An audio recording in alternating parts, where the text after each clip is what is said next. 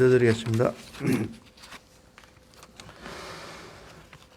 죄와 허물로 죽을 수밖에 없는 우리들을 독생자 예수 그리스도 십자가에 못 박히게 하시기까지 사랑하신 하나님 아버지, 그 크신 사랑과 은혜에 감사드립니다. 오늘도 거룩하고 복된 날을 허락하여 주시고 원근 각처에서 흩어져 있는 우리들을 주의 전으로 인도하여 주시고 하나님 앞에 예배드릴 수 있도록 하심을 참으로 감사드립니다. 이 시간에도 영원하신 말씀으로 우리의 모든 것을 새롭게 하여 주시옵소서. 주님께서는 죄 많은 우리들을 구원하시기 위해 골고다 언덕 고난의 길을 걸으셨던 것만 저희들을 지난 한 주간을 살아가면서 안목과 정욕과 이생의 자랑과 육신의 안위를 위해 살아왔음을 고백하오니 우리의 죄와 허물을 용서하여 주시옵소서. 아멘.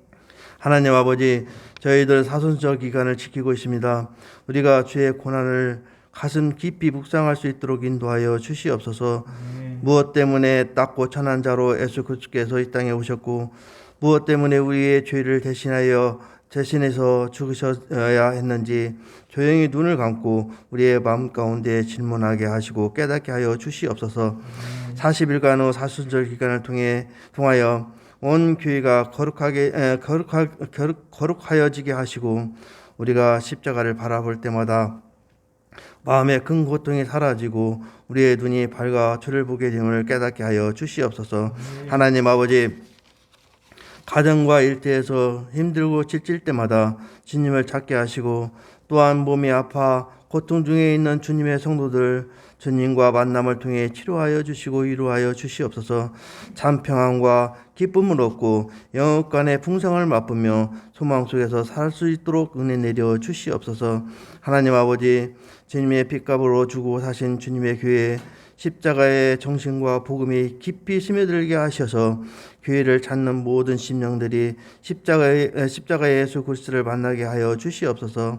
사람들이 모여드는 교회가 아닐지라도 겨자씨 만한 믿음이라도 있는 우리 주님의 성도들이 되게 하여 주시옵소서.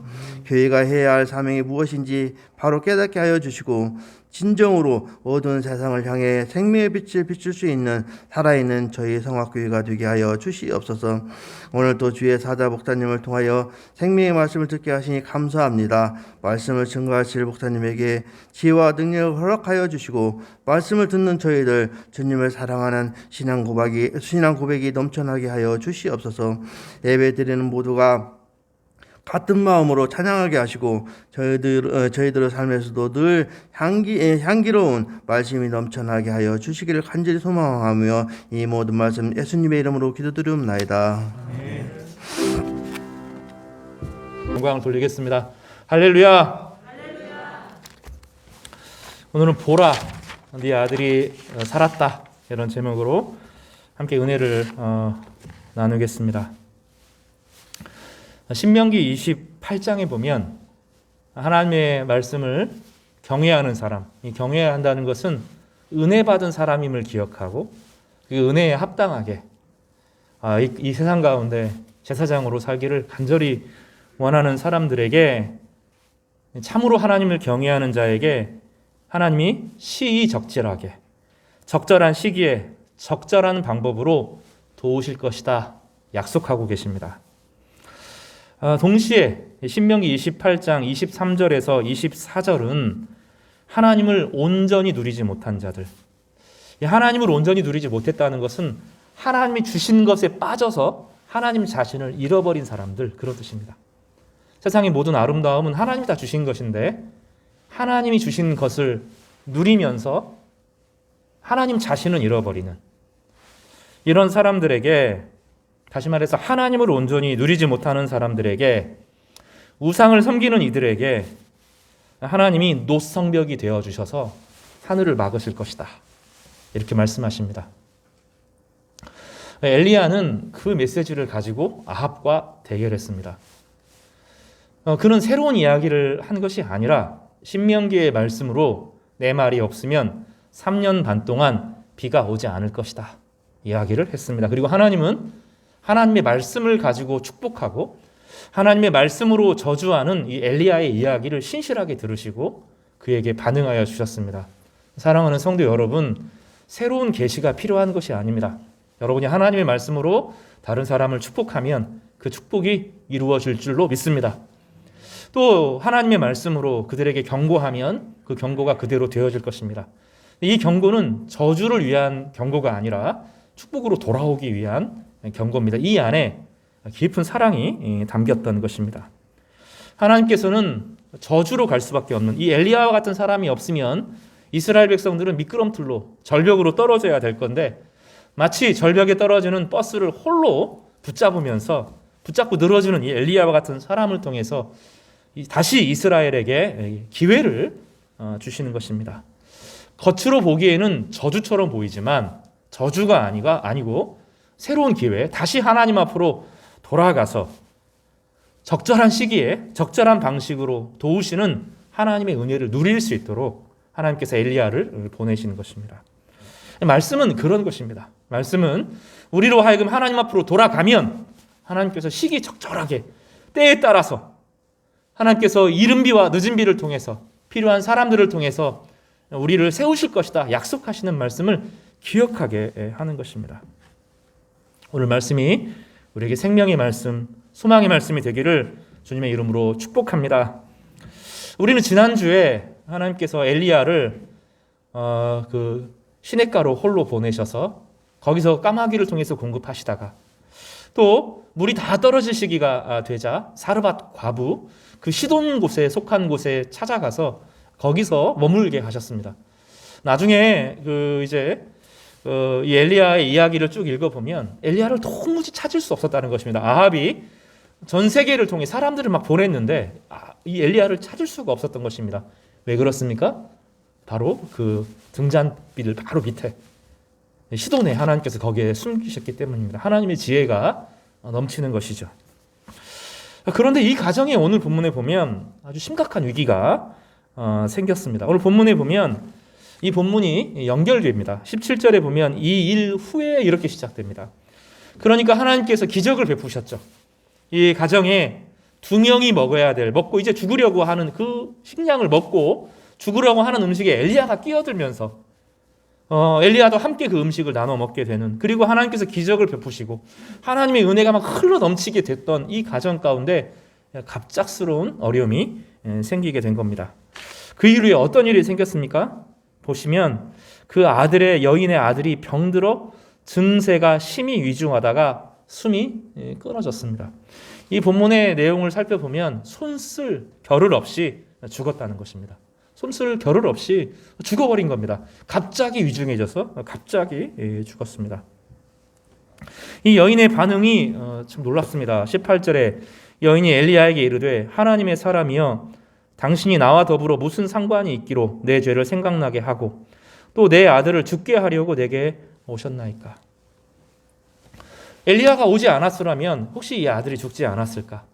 엘리야가 와서 자신의 과거를 생각해 보니 하나님의 사람이 지금 선지자가 있으니까 선지자가 주의 말씀을 전하는 때마다 가슴이 찔렸겠죠. 지금 그 얘기를 하는 겁니다. 혹시 내 죄 때문에 이 아이가 죽은 건 아닌가?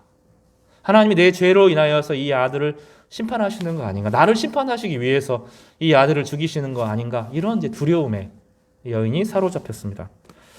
사실은 이 말은 되게 의미 있습니다. 하나님이 나와 더불어 무슨 상관이 있기로 나의 작은 죄악에 관여하셔서 내 죄악을 물으십니까? 이런 질문으로 바꾸어서 말할 수 있습니다. 사실은 맞습니다. 중세 시대의 철학의 그 핵심에 아퀴나스 이런 사람, 신학 대전을 쓰고 중세 신학을 완성시켰던 이런 사람들의 신은 기도를 듣지 않는 신입니다. 인간에 의해서 막 영향을 받고 인간의 죄에 의해서 막 오염되고 인간의 죄에 의해서 막 힘들어하고 그런 건 신이 아니라는 거예요. 중세 사람들의 신은 그런 신이 아닙니다. 내버려두는, 왜냐하면 하나님은 지고지순하고 거룩하기 때문에 인간의 삶에 관여할 필요가 없어요. 인간의 삶에 내버려두는 그렇습니다. 영혼 속에 계신 하나님이 이 순간에 속한 인간에 관여할 필요가 없는 거죠. 그것을 사람들은 거룩, 존재, 막 이렇게 초월 이렇게 불렀습니다. 성경의 하나님은 중세 철학자들이 말하는 그런 하나님이 아닙니다. 하나님은 영혼 속에 계십니다. 시간이 하나님을 침범할 수가 없습니다. 하나님 스스로 자족하시고 스스로 만족하십니다. 스스로 거룩하십니다. 그 누구도 하나님의 거룩함을 손상시킬 수가 없어요. 그리고 사실은 세상에 일어나는 수많은 일에 간섭할 필요가 없고 또 중요한 역사에 인간이 어떻게 되든 상관이 없어야 맞습니다. 그러나 하나님은 그렇지 않습니다. 한 영혼이 자신의 과거의 죄로 인하여서 고통받는 그 죄를 지적하시고 그 죄를 돌이키게 하시는 분이 하나님이세요. 도대체 왜 하나님께서 굳이 그러셔야 되는지 우리 이유를 모르겠다고 고백하는 것이 사실은 정상입니다. 나 같은 게 뭔데요? 온 세상의 인구가 얼마고 그죠? 아직까지 인간이 살아왔던 수많은 사람들, 그 수많은 시간대와 그 넓은 지평 가운데 얼마나 많은 사람들이 살고 얼마나 중요한 일들이 많습니까? 온 우주에 태양이 몇 개고 몇 조개가 있잖아요. 지구 전체를, 온 우주를 따지면 태양인과 보다 더 큰 이 행성, 빛이 스스로 내는 것들을 감당할 수가 없는 이 인간의 수로 셀 수 없을 만큼의 천체가 있잖아요. 그 가운데 지구 안에 혼자 마음속으로 지은 죄, 남이 알게 모르게 지은 죄에 하나님께서 간섭하시고 우리 양심을 두렵게 하잖아요. 하나님 굳이 그러셔야 되는지 이 사람이 따지는 거예요. 내가 도대체 뭔데? 내 죄 때문에 이 아이들을 죽이신, 물론 이 여인의 고백이 꼭 맞는 건 아니지만 한편으로는 생각해 볼 것이 있습니다. 도대체 내가 뭔데?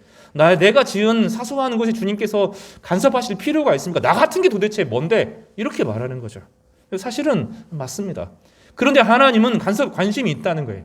한 영혼이 거룩해지고 한 영혼이 존귀한 인생을 살아가고 한 영혼이 작은 죄를 회개하고 돌이키는데 하나님은 지대한 관심이 있다는 거예요. 이 여인의 고백이 그래서 사실은 맞습니다. 하나님 그러신 분입니다. 우리가 아무것도 아닌 것처럼 내가 좀 죄 좀 짓는 것이, 내 마음속으로 혼자 죄를 짓는 것이, 내가 화장실에서 이상한 생각을 하는 것이, 내가 좀 마음을 좀 흐트러들게 사는 것이 그게 하나님하고 무슨 상관이 있는데요? 하나님의 거룩함에, 하나님의 영광에 뭐 손상이 됩니까? 하나님 그렇다는 거예요. 한 인간이, 오늘 본문 전체를 이해하면 이해가 되는데, 한 인간이 하나님 앞으로 돌이키고 자신의 삶을 바르게 살아보려고 애쓰고 사랑해보려고 하고 역경과 고난과 어려움에도 불구하고 진리를 한번 추구해보려고 살아가는 것에 하나님은 그렇게 관심이 있다는 거예요. 온 마음을 다해서 온 우주가 거기에 쏠려 있다는 거예요. 온 우주의 역사가 그 한 사람의 작은 변화에 온 우주의 역사가, 온 천사들이 거기에 관심을 기울이고 있답니다. 예수님께서 뭐라고 말씀하시냐면 천하보다 한 영혼이 귀하다. 이렇게 말씀하십니다. 여러분이 하는 생각, 여러분이 그 드리는 작은 기도들에 그렇게 예민하게 반응하시는 하나님이라는 거예요. 중세 철학자들이 알지 못하는 하나님, 인격적으로 반응하시고 우리와 씨름하시고 우리 한 영혼 한 영혼이 하나님 앞에 거룩하게 되기를, 하나님의 형상을 덧입기를 바라는 것이 온 우주의 목적이라고요. 이 대단한 고백이죠. 자기가 뭔데? 그 자기의 남편 죽고 세상 사람들에게 남편 죽인 놈 이렇게 멸시받는 이 과부의 인생에 주님께서 그렇게 관심이 많냐고, 내 죄 때문에 이 아이를 죽이냐고 이렇게 항변합니다. 사실 이 아이의, 사실 그 여인의 죄 때문에 죽인 것은 아니죠. 그러나 이 말은 맞아요. 상관이 있다는 겁니다. 내 죄를 생각나게 하고 내 아들을 죽게 하려고 내게 오셨나이까. 우리에게 어려움이 오면 그런 반응을 해요. 코로나가 걸렸으면 내가 무슨 죄 졌나? 자녀들 가운데 어려움이 생기면 무슨 죄가 있나? 이게 원래 인간이 그래야죠. 최소한. 나쁜 게 아니라 내가 이 기회를 통해서 뭔가 돌이킬 것이 없나? 이런 기회를 가져야 되는 것입니다. 그러나 사실은 전혀 다른 이야기죠. 엘리야가 오지 않아도 이 아이는 죽었을 것입니다. 오히려 반대로. 하나님께서 이 일 후에라고 하는 것은 이 과부의 아들이 죽을 것을 보시고 엘리야를 보내신 것이에요. 이미 죽은 목숨이었습니다. 그런데 하나님께서 그 아이에게 새로운 기회를 주시고자 보내신 것입니다. 우리에게 삶의 어려움이 다가오는 것은 그런 의미가 있습니다. 오히려 하나님이 더 큰 은혜를 주시고 하나님 자신을 드러내시기 위해서 보내신 거예요. 그래서 삶의 어려움을 겪는데도 불구하고 새로운 하나님이 주시는 깨달음을 얻지 못하고 새로운 삶의 방향으로 나아가지 못하는 것은 참 불행한 거예요. 오히려 하나님 그 기회를 통해서 자신을 돌아보게 하고 삶의 어려운 형편들을 통하여서 삶의 형편 가운데서 우리의 삶을 전환시키고 그동안 결단하지 못했던 것들을 다 결단하게 하고 그동안 이기지 못했던 죄악들을 딱 이기게 하고 그동안 제대로 하나님을 향하여 살지 못했던 걸 딱 살아갈 수 있는, 하나님을 딱 붙들 수 있는 기회를 주시는 것입니다. 사실은 이 아이는 엘리야가 오지 않았으면 죽었을 것입니다. 인간의 수명은 하나님이 정하신 것이기 때문에 때가 되면 죽는 거예요. 때가 되면 다 불러가는 겁니다. 오히려 엘리야를 통하여서 모든 생명의 근원이 하나님께 있고, 또 이 아이의 사건을 통하여서 언젠가 예수 그리스도가 우리 모든 사람을 자신의 생명을 통하여서 살리게 될 것을 미리 보여주기 위해서 이 가정을 복되게 하시고 축복하신 것입니다.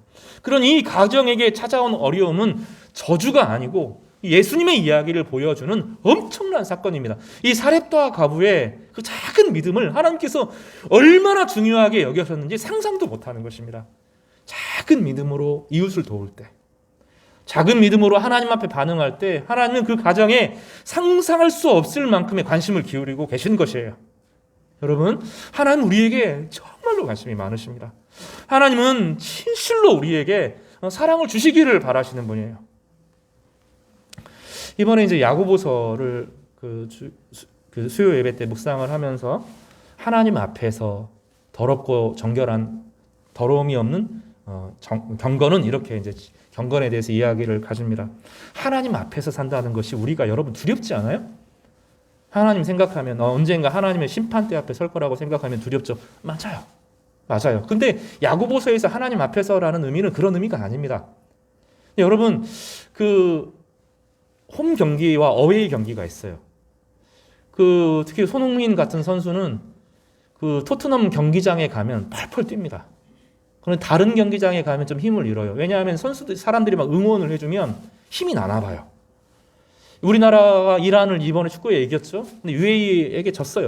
홈그라운드에서는 그렇게 잘하다가 자기보다 약한 팀에게 집니다. 이게 홈구장의 이점이죠. 하나님 앞에서라고 할 때 내가 하나님 앞에 죄 지으면 안 되는데 하나님 나를 벌하실 건데, 한편으로 맞아요. 근데 더 깊이 가면 그런 분이 아니잖아요. 하나님은 아버지시고 하나님 우리를 응원하시는 분이시잖아요. 하나님 우리를 격려하시는 분이잖아요. 하나님 우리를 죄를 이길 수 있는 능력을 주시는 분이시잖아요. 하나님 우리를 좋아하시잖아요. 하나님 앞에서 더럽지 않고 정결한 경건이라고 말할 때, 이 경건이라고 하는 것은 하나님이 내 편이구나, 나를 응원하고 지지하고 격려하는 그분 앞에 내가 살아가는구나, 내 인생이 혼자가 아니구나, 그 용기를 가지고 살라는 거예요.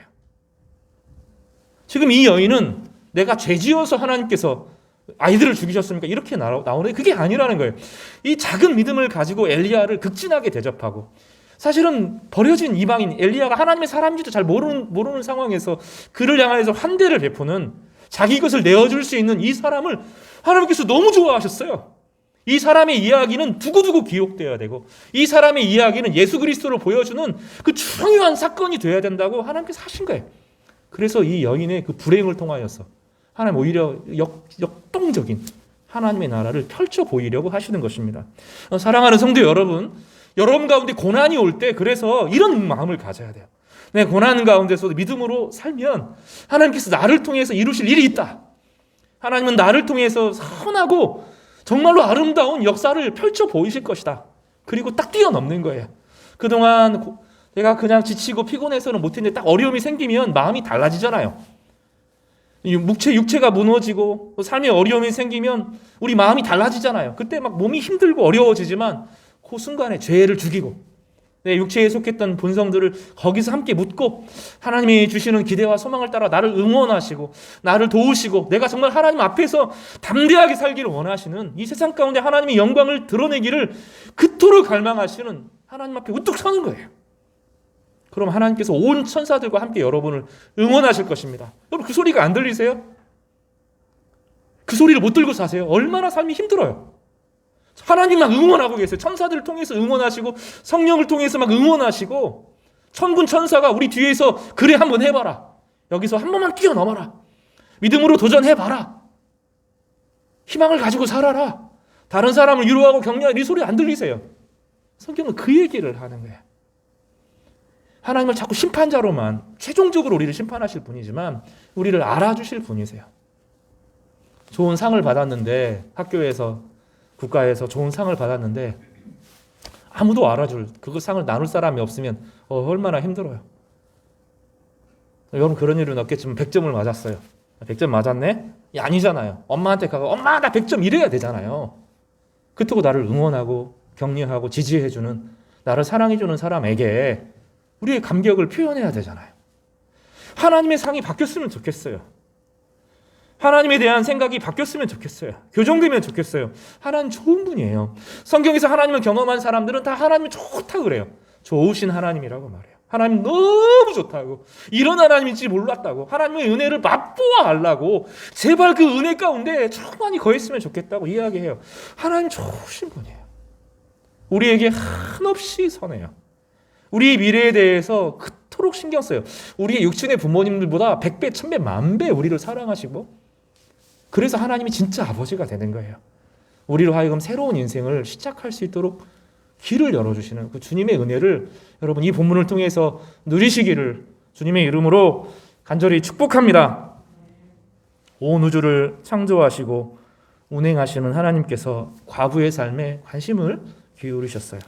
타고나기를, 그때 죽어야 될 아이를 살리시기 위해서 엘리야를 미리 보내셨던 것입니다. 그러나 우리의 시각으로는 거기까지 못 보죠. 내 불행에 사로잡히고 나의 죄에 사로잡힙니다. 하나님은 그 너머에 계시고 미래로 우리를 나아가게 하시면서 하나님의 품성을 누릴 수 있도록 하십니다. 내 소박한 삶 그냥 살면 안 되는가 스스로 우리 자꾸 그렇게 생각하지만, 우리가 성령을 통해서, 말씀을 통해서 우리의 과거의 죄를 들추실 때 나를 괴롭게 하십니까? 이렇게 말하지만 더 나아가서 그 너머 하나님의 영이신 하나님께서 우리에 찾아오셔서 우리의 마음 가운데 거하시기를 소망하는 우리 복된 성도님 되시기를 간절히 바랍니다. 인도의 기독교 신비주의자 썬다싱이라는 분이 계십니다. 아주 유명한 영성가죠. 그는 하루 종일 그렇게 기도했습니다. 혹은 3일, 사흘 계속 기도했어요. 딱 하나예요. 하나님은 누구신데, 하나님은 누구시고 나는 누굽니까? 이 기도가 전부였어요. 왜냐하면 그 사람은 이해할 수가 없었어요. 인도의 시간은 몇억 겁이거든요. 시간 단위가 뭐 어마어마해요. 몇 조 단위입니다. 인도의 사람들의 시간은 그런 시간 속에 인간이 존재하거든요. 신은 그 너머에 계셔요.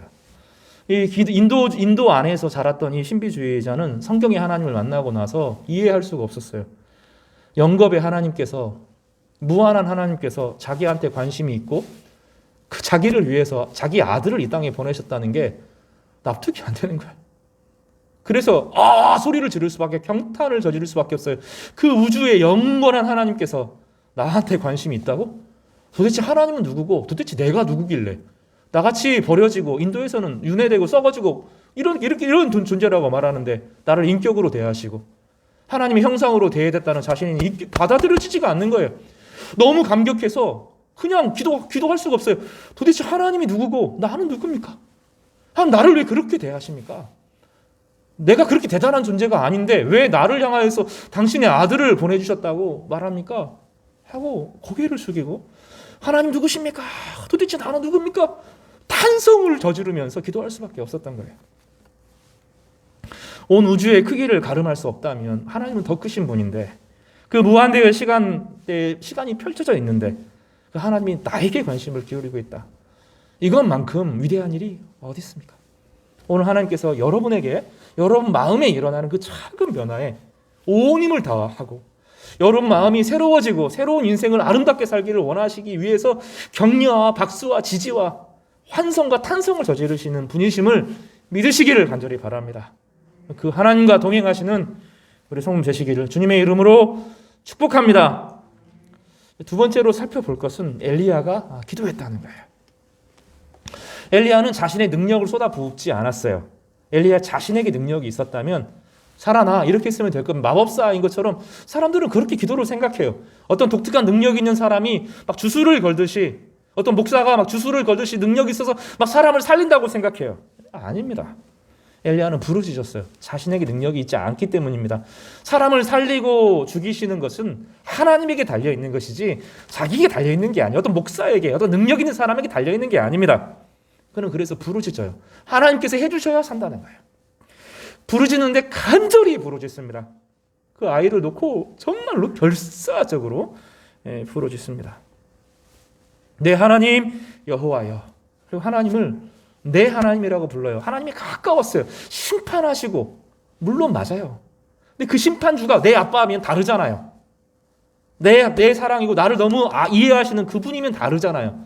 심판자로 대하는 것이 그게 바뀌는 거예요. 예수 믿는 것은 그거를 딱 바꾼 거예요. 온 우주를 심판하실 권력을 가지신 분이 아들을 주셔서 나를 양자 삼으셨다. 그거 믿는 거예요. 그래서 하나님이 나의 하나님이 되는 경험을 하는 거예요. 종교적인 열정하고 달라요. 이거는 하나님이 내 아버지가 되는 경험을 하는 거예요. 엘리야는 나의 하나님이에요. 너의 하나님이 아니라 이스라엘의 하나님이 아니라 나의 하나님, 나를 너무 사랑하시는 하나님, 그래서 자신의 소리를 들으실 줄 아는 하나님 앞에 간절히 기도합니다. 그래도 알기 때문에 하나님 들어주세요 이렇게 말하는 것이 아니라 간절히 기도합니다. 여러분 필요한 일이면 간절히 기도해야 됩니다. 기도 언젠가 해야지 그러지 마세요. 언젠가 내가 기도해야지 그렇게 하지 마세요. 오늘 기도하시기 바랍니다. 기도로 돌아가셔야 돼요. 성도는 기도하는 사람이에요. 기도 없이는 아무 일도 일어나지 않습니다. 여러분 아무 일도 일어나지 않습니다. 기도 외에는 이런 이유가 나지 못한다고 주님께서도 그러셨어요. 주님은 능력의 하나님이셨어요. 예수님께서 이 땅에 오실 때 능력의 하나님이고 살아계신 하나님이셨어요. 근데 그분도 기도를 통해서 하셨다고 그러셨어요. 그런데 우리는 어떤 일이 있으면서 소망하면서 안 된다고 절망만 하지 실제로는 기도 안 해요. 그럼 기도로 돌아오셔야 됩니다. 정말로 바라는 것이 있고 소망하는 것이 있고 하나님의 뜻이 이루어지기를 정말로 바란다면 여러분 따로 기도하셔야 돼요. 여러분 기도하셔야 돼요. 정말로 기도 안 해요. 이 시대에 머리로 들어요. 여러분 설교 영상으로 CTS에서 설교 듣는 게 그게 영성이 아니에요. 내가 내 눈으로 성경을 읽어야 되고요. 내가 여러분의 눈으로 성경을 읽으면서 깨달아야 돼요. 그리고 하나님 앞에 기도하는 시간을 가져야 돼요. 여러분 기도하셔야 돼요. 기도 없이 안 돼요. 여러분 그 단계 삶의 단계들이 있어요. 그 단계들마다 요구하는 하나님의 분량이 있고 축복의 분량이 있는데 기도 없이 안 돼요. 엘리야는 그래서 이 문제를 가지고 기도했어요. 오랫동안 하나님과 동행한 사람이고 하나님의 사람이란 칭호를 들었던 사람이지만 이 엘리야도 기도했고 예수님도 기도하셨어요. 야고보도 기도했고 늘 성경에 있는 사람들은 기도하는 사람들이었어요. 여러분 한 10배는 기도해야 될지 몰라요. 우리가 기도하는 시간이 머릿속으로 기도하지만 기도해야 된다는 막연하죠. 여러분 식사기도 몇 초 해요? 30초도 안 걸려요. 엄청나게 기도하는 것 같지만 여러분 그것만 해도 달라질걸요? 앞에 펼쳐진 식탁을 바라보면서 하나님 주신 것이다. 하나님이 농부를 통해서 1년간, 2년간, 3년간 기르신 것이 여기 와 있다. 온 우주가 내 앞에 있다. 그렇게 생각하면 식탁을 향하여 겸손하게 기도하잖아요. 우리는 식탁 기도 하나님 땡큐 아멘도 안 하잖아요. 요즘에. 예전에는 하나님 감사합니다 이렇게 기도하는 사람들이 있었어요. 요즘에는 안 해요. 기도. 식사 시간에 눈 깜빡하고 기도했다고 생각해요. 그냥 습관적으로 이러고 기도하고 내가 밥 먹죠. 그렇게 하면 안 되는 거예요. 정성을 기울여서 삶의 시간을 들여서 때로는 부르짖고 때로는 묵상으로 하나님을 경외하며 하나님의 그리스도를 통해서 이루신 은총에 나아가야 되는 거죠. 엘리야는 간절히 기도했습니다. 그리고 묻습니다. 주께서 재앙을 내리시사 아들을 죽이셨습니까? 이렇게 물어봅니다. 그 응답을 정말로 그런지 아닌지 알 수가 없어요. 그러나 또 한편으로 이제 그를 향하여서 간절히 기도하는데 아주 독특한 행동을 합니다. 여기 보면 이렇게 성경에 기록되어 있어요. 몸을 3번 펴서 엎드리고 이렇게 설명이 되어 있습니다. 여기 보면 아마 주보에 제가 여러 그림들을 살펴봤는데 아마 이렇게 하지 않았을까 싶습니다. 여러분 주보의 그림을 한번 보시기 바랍니다. 이 작자가 누군지를 모르겠어요. 분명히 중세풍의 그림인데 이 그린 사람을 찾을 수가 없습니다. 온몸을 기울입니다. 이 아이가 죽었습니다. 죽고 시간이 좀 지난 것 같아요. 그 아이가 죽고 그 자신의 몸을 그에게 기대합니다. 아이는 싸늘하게 식었고 자신의 몸은 따뜻합니다. 사람의 온기가 그에게 가면 살 수 있으면 좋겠지만 과학적으로 살지 않잖아요. 온기가 전해진다고 사는 게 아니거든요. 제사장들은 원래 하나님의 사람들, 제사장을 더하여서 레위기 21장에 보면 제사장들은 시체에 손을 대어서는 안 되었어요. 왜냐하면 하나님은 생명에 속한 분이고 하나님의 생명을 나누어주는 사람이기 때문에 시체에 손을 대면 안 되었어요. 그런데 이 하나님의 사람인 엘리야는 시체에 자기 몸을 전체를 기댑니다. 이것은 제사장적인 의미를 가지는데 내가 시체가 되고 그가 내 생명이 된다라는 전환의 의미를 갖습니다. 마치 성전의 레위기, 성전의 제사장, 성전을 재현하는 것처럼 바꾸어내는 거죠. 과학적으로 불가능합니다. 과학적으로 죽어있는 사람이 시체가 되어 있는데 내 온기가 전해진다고 살아나거나 그럴 일이 없습니다. 그러나 성경의 거룩함의 입장에서는 가능합니다.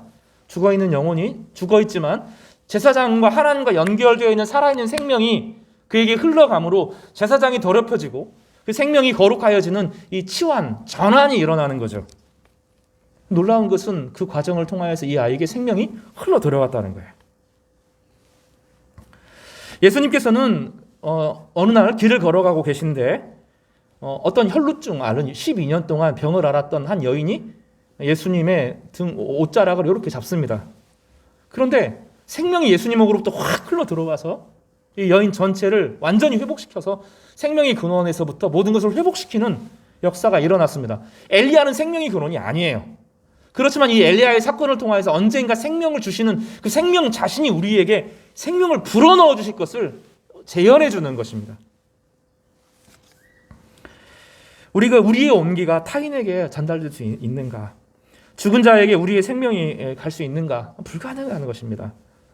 그러나 이 생명의 근원이신 예수님께서 생명을 불어넣어 주실 때가 되면 어떤 죽어있는 것들도 생명을 통하여서 살아나게 되는 것입니다. 엘리야는 온 힘을 다합니다. 진실한 마음을 다해서 그 여인에게, 그 아이에게 자신의 생명이 흘러가기를 바라는 마음으로 차라리 내가 죽었으면 좋겠다 그러는 거예요. 그러니까 레위기 관점에서 보면 내가 죽고 이 아이가 살았으면 좋겠다 그렇게 이야기하는 거예요. 진짜 온 생명을 자기에게 쏟아 부어서라도 이 아이가 살아나기를 간절히 바라는 것이죠. 전장님 기도하셨지만 오늘이 사순절 5째 주 기간입니다. 4월 17일이 부활절입니다. 부활절은 우리가 그걸 믿는 거예요. 주님이 우리의 모든 죽음을 가져가시고 주님의 생명으로 우리에게 불어넣으시는 것을 우리가 믿는 것이죠. 온 힘과 이 능력이 문제가 아니라 온 사랑과 마음이 그 안에 담겨 있어요. 그래서 성경에서는 하나님이 세상을 이처럼 사랑하사 이렇게 표현합니다. 여기서 사랑이 가는 거예요. 내가 죽었으면 좋겠다는 거예요. 지금 엘리야의 이 마음은 이 과부의 아들이 살아났으면 좋겠다. 차라리 내가 죽었으면 좋겠다. 내가 더럽혀져도 좋으니 하나님 주신 거룩과 영광이 그에게 흘러갔으면 좋겠다고 간절하게 생명을 불어넣는 것과 같은 거예요. 우리 이 마음을 통하여서 예수님의 마음을 봅니다. 예수님이 십자가에 죽으실 때 또 제자들이 왜 죽지 예수님을 향하여서 말합니다. 그렇게 하시면 안 되냐고. 예수님께서 뭐라고 말씀하시냐면 나에게 천군 천사가 있다는 거예요. 하나님이 명하시면 나를 대적하는 사람 다 죽일 수 있다는 거예요. 예수님 그렇게 하시지 않고 생명을 바꾸시는 방식으로 하나님의 모든 저주를 끊으시고 하나님이 우리의 아버지가 되시도록 자신의 생명을 십자가에 드린 거예요. 그래서 복음은 다른 거하고 달라요. 복음은 윤리와 도덕을 뛰어넘어요. 그리고 그 안에 우리는 예수님의 사랑을 경험하고 하나님의 사랑을 경험하는데 그 결과가 무엇입니까? 살아계신 하나님을 향하여서 아버지 이렇게 부르는 거예요. 아, 그분이 내 아버지셨구나. 내가 돌아갈 곳이 있구나. 그거 고백하는 거예요. 진정한 위로자는 마음을 다하고 그 마음에는 복음의 은혜가 담겼고 그 안에 천국이 전달되는 것입니다. 내 안에 천국이 없는데 세상을 어떻게 바꾸겠습니까? 혁명자들이 그게 문제잖아요. 자기는 하나도 기쁨이 없으면서 이렇게 되면 바뀌어질 것이다. 복음은 그게 아니에요. 지금 내 안에 있는 기쁨을 나누는 거예요. 예수님 만나고 경험되어졌던 그 간절한 고백이 내 주변의 가족들과 먼저 나누어지고 그 좋음이 함께 교회들 안에서 나누어지는 거예요. 우리는 없는 것을 주는 사람이 아니에요.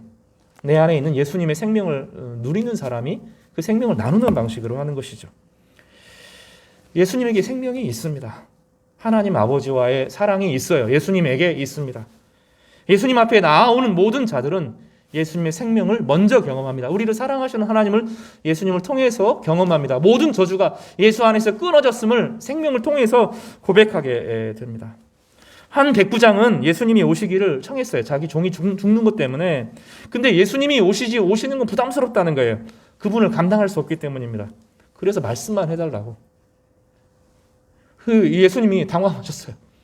이스라엘 사람들은 이런 믿음이 없는데 이탈리아 사람, 하나님을 알지 못하는 사람 이런 믿음이 있다니. 그 예수님 말씀하신 생명이 그게 즉각 들어갔어요. 살아나고 회복되었습니다. 우리는 없는 것을 주는 것이 아닙니다. 예수님의 생명을 전하는 사람들이에요. 우리 이 복음을 전하는 것입니다. 이 복음을 누리는 사람들입니다. 복음을 충만하게 체감하는 사람들입니다. 교회는 그런 모임이에요. 교회는 그런 모임이에요. 내 안에 있는 생명을 나누는 모임이에요. 저주하고 심판하는 게 아니에요. 우리 몫은 그게 아닙니다. 우리 몫은 내 안에 주님과의 교제의 기쁨을 나누는 거예요. 내 안에 소망을, 주님에게 소망이 있다고 하는 것을 성도들과 나누는 거예요. 커피로 나누고, 밥으로 나누고, 축복으로 나누고, 말로 나누고, 꽃으로 나누고, 선물로 나누고, 나누는 거예요. 여러분에게 그 복음이 있음을 믿으시고 이 복음을 나누시는 귀한 성도들 되시기를 간절히 바랍니다. 나아만 장군은 7번 요단강에 물을 담그고서 나서야 치료되었어요. 이 엘리야는 이 아이를 향하여서 자신의 생명을 3번이나 불어넣는 것처럼 간절한 마음으로 나아갔습니다. 그럴 때 그 아이가 회복되었습니다. 성도 여러분, 때로는 기도가 길어질 수 있어요. 깊이 기도해야 될 때가 있고 오래 기도해야 될 때가 있습니다. 한 번 했다고 실망하지 마시고 2번 했다 실망하지 마시고 다시 기도하시기를 바랍니다. 기도의 자리로 나아올 때 하나님께서 어떻게 해요? 시기적절하게 때에 따른 은혜와 공급으로 늦은 비와 이른 비를 통해서 적절한 도움을 통해서 하나님께서 조건과 환경을 바꾸시고 새롭게 하실 것입니다. 그 은혜가 우리 모두에게 임하기를 간절히 바랍니다. 마지막으로 우리가 좀 하나 귀하게 살펴볼 것이 있습니다. 본문에 관한 우리 현대적인 적용이라고 할 수 있습니다. 최근에 이제 우리나라 배우들이 전 세계에서 아주 활동을 다양하게 하고 있습니다. 제가 되게 좋아하는 배우 윤여정 배우가 작년에 이제 오스카상 여우 조연상을 받았죠. 그분이 최근에 중요한 인터뷰를 했습니다. 우리나라 사람들의 정서가 고스란히 담겨 있습니다. 그분이 뭐라고 말하냐면 뇌과학을 말하는 정재승이라고 하는 정말로 요즘에 인기 있는 뇌과학자를 말하면서 그 사람을 인용하면서 그 사람이 그랬는데 죽으면 끝난다. 뇌가 사라지면 의식도 없고 정신도 없고 인간은 끝난다. 그 얘기했다는 거예요. 자기는 그거를 받아들인다는 겁니다. 그리고 이렇게 말해. 그런데 자기는 기도한대요. 왜 기도하냐고, 누구를 위해서 기도하냐고 그러니까 자기가 예전에 할머니에게 아주 속상한, 할머니 이해 못하고 아주 속상한 얘기를 했다는 거예요. 그래서 아침마다 할머니한테 기도한대요. 할머니 미안합니다. 언젠간 만났으면 좋겠다 하면서도 사실은 마음의 연민이죠. 안 믿는 거예요. 여러분, 지난번에도 여러 번 말했지만 우리 사회는 독특한 사회, 여러분이 살고 있는 세상은 그 어떤 사람도 경험하지 않은 세상이에요. 전 세계 어떤 사람도 경험하지 않은 세상입니다. 무슨 세상이냐면 우리나라, 오늘 제가 통계를 제가 틀렸나 다시 확인을 했어요. 이런 통계가 없어요. 종교가 없는 사람들이 제일 많이 사는 세상. 우리나라 사람 56%가 무교입니다. 아무것도 안 믿어요. 아무것도 안 믿는다는 것은 과학과 확률만 믿는다는 겁니다. 여러분, 그런 세상에서 살아요. 전 세계에 그런 나라가 없어요. 그런 나라는 과거에도 존재하지 않았고 지금 전 세상에 존재하지 않아요. 하나님도 안 믿고 아무것도 안 믿어요. 과학을 믿어요. 그런데 점은 봐요. 안 믿으면서 귀신은 믿어요. 독특하죠. 종교는 안 믿는데 귀신은 믿고 무속은 믿고 무당은 찾아가요. 이름을 질 때 장명소 가서 짓고 토종 비결 보고 한 해 어떻게 될지 불안해하고 두려워하고 뭐 그럽니다. 그걸 이용해서 되게 다양한 TV 프로그램들을 만드는 시대에 살고 있어요. 죽음 너머에 무엇이 있는지 오늘 본문이 가르쳐줘요. 뇌과학은 좀 공부해볼 필요가 있는데 사람은 뇌가 다라는 거예요. 뇌가 죽으면 인간은 끝난다고 말해요. 근데 본문은 아니라고 말해요. 사람이 죽었는데 혼이 떠나가요. 어떤 사람들은, 이 무당들은 그걸 잘못 이용해가지고 떠나가는 혼이 조상이고 온 우주를 구천을 떠돈다는 거예요. 그 얘기 들어야 된다는 거예요. 그 조상들에게 잘해야 복을 받는다는 거예요. 무슨 소리 하고 있어요. 오늘 본문은 뭐라고 말하냐면 죽으면 하나님께서 혼을 보호하신다는 거예요. 이 아이를 향하여 기도하는데 고스란히 살아나요. 혼이 손상되거나 멀어지거나 구천에 떠도는 것이 아니라 하나님께서 가지고 보호하고 계셨다는 거예요. 이 본문은 고린도전서 15장이랑 생각으로 이야기하면 안 되잖아요. 고린도전서 15장이랑 같이 읽어야 됩니다. 여러분 지금 고린도전서 15장을 한번 찾아보시기 바랍니다. 얼마나 재밌는지 모릅니다. 고린도전서 후반부에 보면 이런 표현들이 나와요. 여러분 한번 찾아보세요.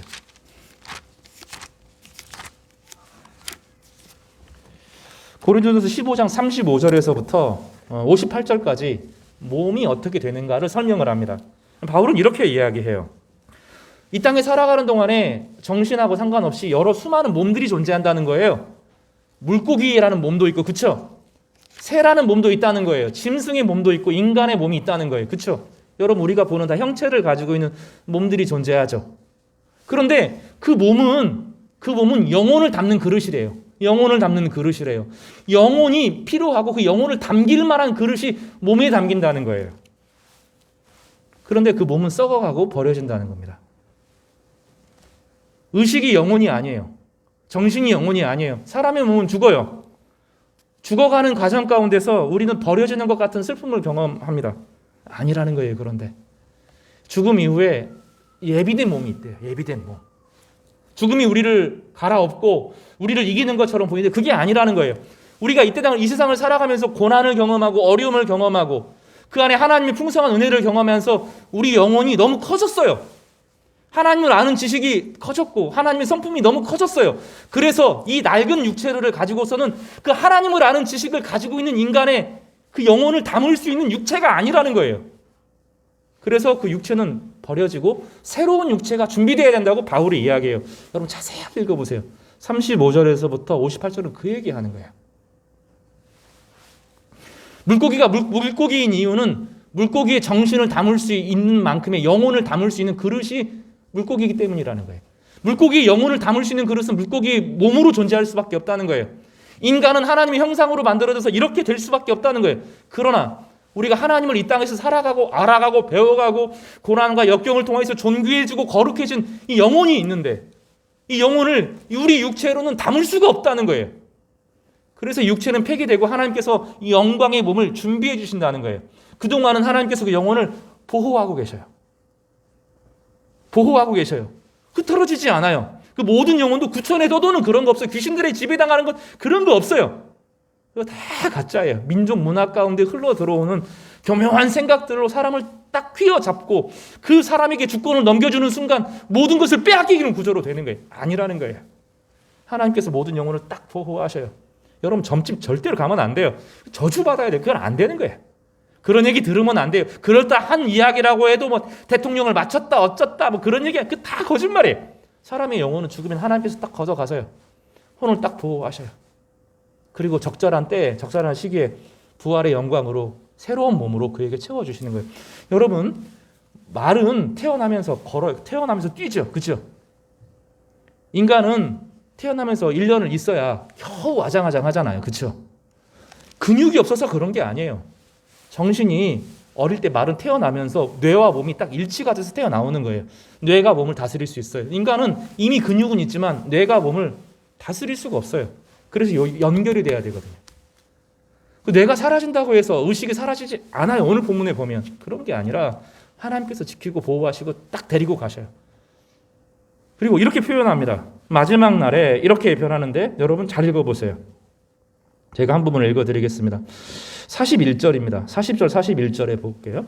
하늘에 속한 형체도 있고 땅에 속한 형체도 있으나 하늘에 속한 것의 영광이 따로 있고 땅에 속한 것의 영광이 따로 있으니 해의 영광이 다르고 달의 영광이 다르며 별의 영광도 다른데 별과 별의 영광도 다르도다.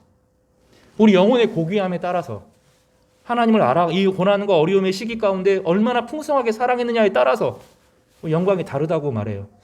다 구원은 받겠지만 영광은 다르대요. 이것은 공로사상 이런 건 아니에요. 얼마나 많은 업적을 쌓느냐에 받는 것이 아니라 이 영혼이 얼마나 고귀한 영혼이냐에 따라서 그 영광이 다 다르게 구분된대요. 예수님께서는 자기랑 가장 가까운 사람은 따로 있다고 이야기하셨어요. 야고보와 요한이 주님이 영광 가운데 있을 때 그 보좌 옆에 내 아들 야고보 요한의 어머니가 가장 가깝게 해주십시오 이렇게 말할 때 내 옆에 가장 가까이 있는 사람은 따로 있어라고 말씀하셨어요. 이거는 성과급이 아니에요. 그런 개념은 아니에요. 그렇지만 그런 문제가 아니라 이 땅을 살아가는 동안에 그 고귀한 영혼을 가지고 살아가느냐, 예수 그리스도 안에서 구원받은 백성으로서 고난과 어려움을 통과하면서도 이웃을 사랑하고 배려하고 참된 참여와 환대와 존대의 모습을 가지고 살아가느냐, 하나님 형상을 가지고 살아가느냐, 그렇지 않느냐가 천차만별이라는 거예요. 성경은 윤회를 말하지도 않습니다. 2번의 심판에 대해서 이야기하잖아요. 이 땅에서 1번 죽으면 그걸로 끝이에요. 이 삶이 그렇게 중요해요. 우리의 삶이 존귀해질 수 있는 유일한 기회예요. 그래서 이 순간이 정말로 중요합니다. 한순간 한순간을 의미 있게 살아가는 것이 그렇게 중요한 거예요. 오늘 본문으로 돌아가 보면 이 사레다 과부의 인생이, 자신의 인생이 도대체 하나님 앞에 뭐겠어요? 하나님은 관심이 있다는 거예요. 이 여인이 그 어려움과 고난 가운데서 그 작은, 자기가 가지고 있는 그 작은 것을 가지고 엘리야를 대접하는 거, 하나님 관심이 있다는 거예요. 이거는 세상에서 알아봐야 되고 존중받아야 되고 온 역사가 기록해야 될 소중한 거라는 거예요. 이 사람의 영혼은 고귀하고 가치 있고 값 있고 온 세상에 영광받아야 될 존귀한 사람이라고 본문에서 자랑해야 된다는 거예요. 그래서 그의 고난과 어려움은 저주의 고난이 아니라 하나님의 아름다움을 드러내는 고난이었어요. 본문을 통해서 주님께서는 우리의 영혼이 버려지지 않는다고 말합니다. 하나님을 향하여서 살았던 그 어떤 영혼도 세상에 흩어지거나 버려지거나 그런 것이 아니라 부활의 날을 기다리는 거예요. 여러분, 영혼만 천국에 가는 게 아닙니다. 성경에는 그런 사상을 말하지 않아요. 그건 이제 영지주의고 우리나라 문학에 있는 이야기지 성경은 아니에요. 몸이 중요합니다. 우리 몸을 받을 거예요. 우리는 예수님께서 부활하셔서 몸을 가지고 있다는 것을 경험해요. 예수님은 영혼으로 돌아다니지 않아요. 왜냐하면 식사를 하셨거든요. 시간과 공간에 매이지 않는 몸을 가지고 계셔요. 벽이 문제가 아니었어요. 벽도 막 통과하셨어요. 음식도 드셨어요. 축복도 하셨어요. 만져보라고 하셨어요. 내 몸을 만져보라고 하셨어요. 몸을 가지고 부활하셨어요. 나중에 우리가 여러분도 다 부활할 겁니다. 어떤 형태로 부활할지 모릅니다. 의식이 끊어진다고 사람이 사라지는 것이 아닙니다. 이 땅의 인생이 다가 아니고 하나님께서 예비하신 삶이 있고 예비하신 삶의 즐거움이 있는 줄 믿으시기를 간절히 바랍니다. 그리고 우리가 두렵지 않은 거예요. 그러나 엘리야는 이 세상에 이걸 보여주기 위해서 또 예수님의 징표를 보여주기 위해서 하나님의 기도의 응답을 보여주기 위해서 이 아이를 위하여서 간절히 기도했고 하나님은 천국과 지옥의 문제를 초월하셔서 우리에게 보여주셨어요. 혼은 보호되고 있고 하나님의 손 안에 있고 다시 돌려받을 수 있고 언젠가 주님께서 이름을 부르실 때 다 나온다는 거예요. 여러분 부르실 겁니다. 누구야 나오라 그러면 나와야 됩니다. 그 누구도 그 주님의 호명에 거부할 수가 없어요. 나와라 그러면 성아야 나와라 그러면 저 나가야 돼요. 죽어 있어도 어디 흩어져 있어도 하나님께서 혼을 딱 보호하고 계시다가 새로운 몸을 준비하시고 그 새로운 몸으로 우리를 인도하셔서 새 창조를 이루실 것입니다. 성경은 이 천국의 상황에 대해서 많은 것을 숨기고 있습니다. 우리는 다 알 수가 없습니다. 그러나 분명히 천국은 존재하고 우리 몸은 반드시 부활할 것입니다. 그때 우리는 사망이 무너지고 눈물이 사라진 세상에서 살게 될 겁니다. 그리고 우리의 이 땅에 살아가는 그 소중한 삶 한순간 한순간이 얼마나 소중했는지 하나님께서 어떻게 우리를 사랑하셨는지 친송하고 찬송하고 나를 이해하고 상대방을 이해하는 깊은 이해의 시간 참된 이해의 공동체를 여러분 만나게 될 것입니다. 이 기쁨은 이루 말할 수 없다고 성경은 단지 표현하고 있을 뿐입니다. 우리는 그거밖에 알지 못합니다. 그러나 반드시 다른 세상이 있고 하나님께서 우리를 예비하신 눈물 없는 하나님 자신이 영광이 된 그 세계가 기다리고 있는 것은 분명합니다. 이 땅을 살아간다는 것은 그것을 가져와 사는 거예요. 기도를 통해서 묵상을 통해서 그것을 함께 누리시기를 바랍니다. 그 은혜가 우리 모두에게 임하기를 주님의 이름으로 축복하고 또 하나님의 은혜가 여러분 가운데 임하기를 간절히 바랍니다.